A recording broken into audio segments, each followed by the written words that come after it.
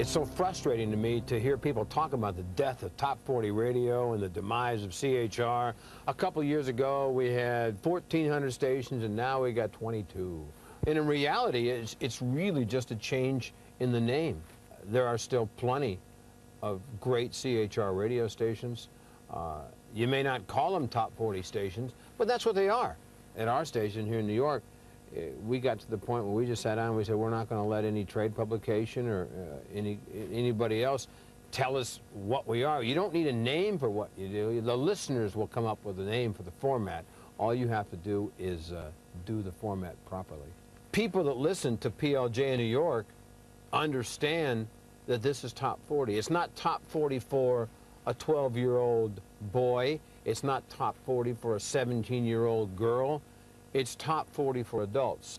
You turn on the station in the morning, you hear a full-blown morning show. You hear comedy, you hear sensitivity, you hear music, you hear information, you hear traffic, you hear everything. You turn on the radio station in the afternoon, you get Rocky Allen and his crew. You get comedy, you get phone calls, you get the same thing you get in the morning, just different style. But that's the personality of our radio station. And there's also a stationality. We have a 70s show at night. We don't play any currents at night. It's all 70s music. And we have a personality, Al Bandero, on at night. The whole station and the promos and the actual contest, we do them with tongue-in-cheek. We like to say we do it with a wink. It's a different slant on Top 40, but it's still CHR for adults, jammed with personality. One of the problems that does exist, in my opinion, in radio right now, in America, and contemporary radio especially, is reluctance to take a chance and to do something different. It's not the format, it's the execution and the flamboyance and the personality that you put on that radio frequency. I admire Howard Stern. I think he's very talented. I think he does a great job, and he deserves every penny he makes, because he went out on the limb and he did something different that a lot of people criticized him for, put him down, and beat the hell out of him, beat him to a pulp. But in the end, it turns out he was right. I've got nothing but sheer admiration for Rush Limbaugh. I mean, there's another case of a guy who was told over and over how to do it. And he said over and over, no, I want to do it this way. And finally, it worked, it kicked in. I mean, he's obviously very bright, but more importantly, he knows how to use radio.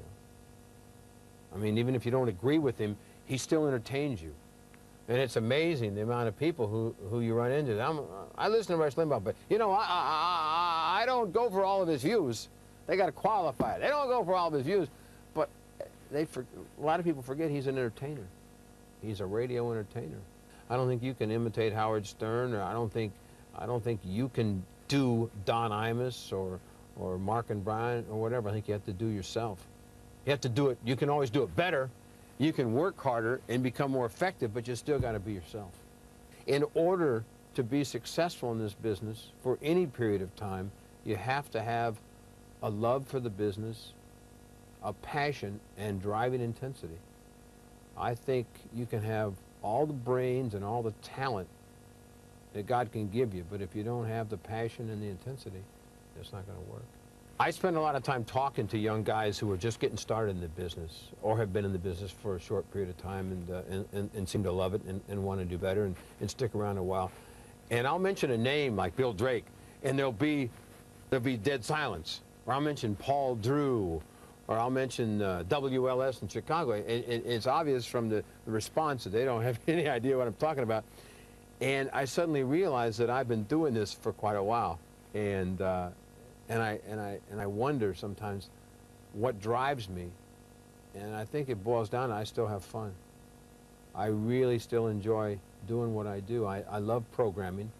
I love getting up in the morning and coming into the radio station and putting the headphones on and opening the microphone.